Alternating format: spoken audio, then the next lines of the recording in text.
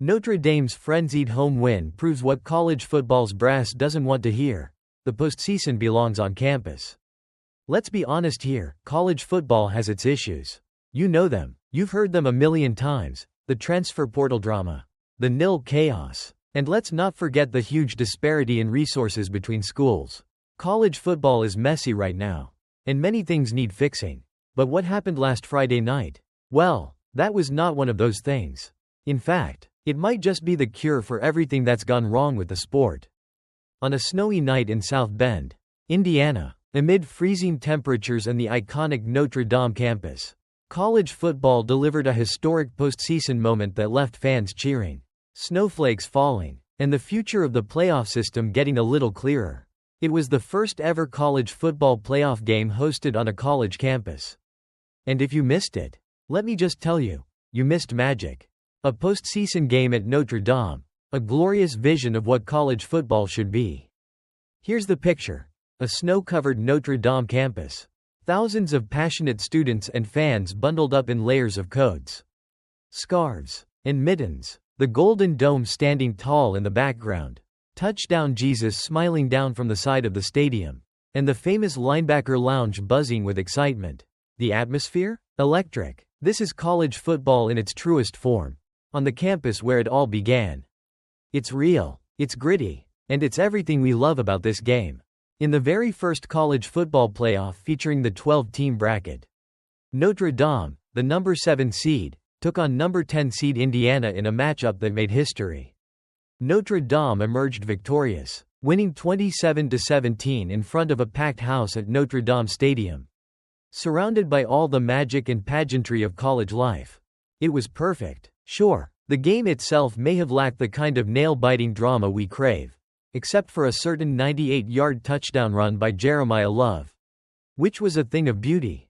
But the atmosphere? It was absolutely electric. Imagine college football on a cold, snowy night, with the whole campus coming alive, the band playing the fight song, the cheerleaders hyping up the crowd, and students practically vibrating with excitement before the game.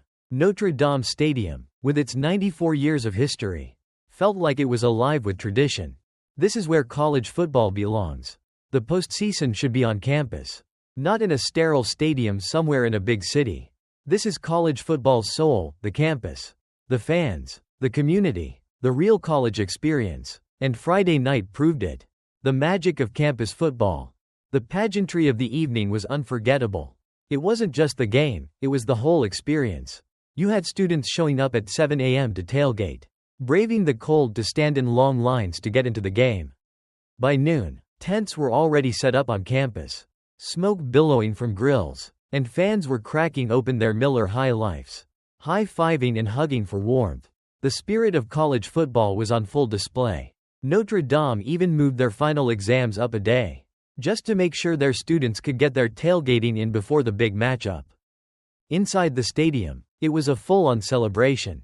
The Jumbotron displayed its usual antics, everything from a singing gerbil wearing a leprechaun hat to a priest getting the crowd hyped up with a rendition of Mo Bamba.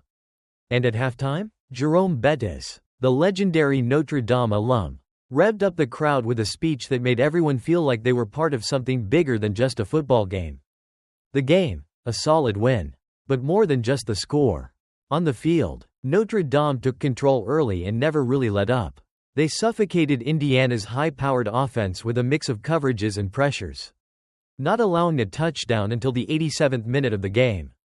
It was a classic Notre Dame performance, a team that's good at the little things, controlling the clock, running the ball, and shutting down their opponent's biggest strengths.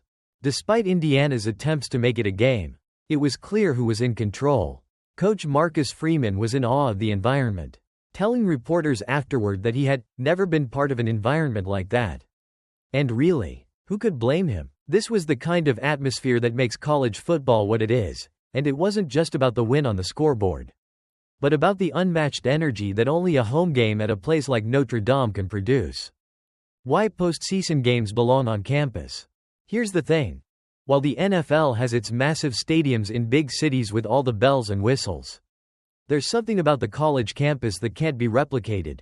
The snow, the cold, the students, All of it comes together to create an environment that no professional setting could ever match. Sure, it's freezing. And sure, the game itself wasn't the greatest thriller we've ever seen. But the experience? Priceless. This is the kind of thing we could have had years ago. Imagine if all playoff games took place on campus. The home field advantage, the atmosphere, the energy of the student body, these are all elements that money can't buy. But for some reason, the powers that be in college football haven't recognized the value in keeping the postseason where it belongs, on campus. The bowl system, a tradition, but one that might need updating. Look, I get it. The bowl system is an ingrained tradition in college football. It has provided opportunities for teams to travel, make money, and participate in iconic games for decades. The problem, however, is that bowl games are becoming less relevant, and the new 12-team format isn't helping the cause. The quarterfinals and semifinals are still being played in major cities, far away from the campuses that should host them. I'm not saying we should throw away bowl games entirely, they are a part of college football's history. But it's time to consider whether these postseason games could do more justice to the fans and the sport if they were held on campus. The future of the college football playoff could look very different if we put more emphasis on home field advantage. As we saw on Friday night in Notre Dame, the future of college football's postseason. Could campus playoff games become the norm? Here's the big question. Should postseason games stay in bowl games or move to campuses? We know that college football's playoff system has been a long time coming. And this weekend we saw a true college football postseason for the first time, on a college campus. Could this be a glimpse of what the future holds? The fans certainly seemed to think so. With the economic impact on South Bend estimated to be around $40 million. It's hard to ignore how significant this could be for local economies. It's not just about football, this is about a full-scale college experience. One that only happens on a college campus. Closing thoughts, a historic night. A glimpse of what could be. In the end, Notre Dame's win wasn't just a win for the team. It was a win for college football fans. A reminder of what makes this sport so special. The snow, the cold, the students, the atmosphere, it was a spectacle that could only have happened on a college campus. And as we move forward with the new playoff format, let's hope that this weekend's excitement is just the beginning of a larger shift in college football. As quarterback Riley Leonard said, gazing at the stadium after the game, special place. History was made here, and for that, we'll always remember it. Well, folks, that's it for today's video. What a weekend it has been for college football. And what a reminder that the heart of the sport is still on college campuses. If you loved this moment as much as we did, be sure to hit that subscribe button, give us a thumbs up, and share this video with your friends who need to see the magic of college football on campus. We'll be back next week with more breakdowns, so stay tuned.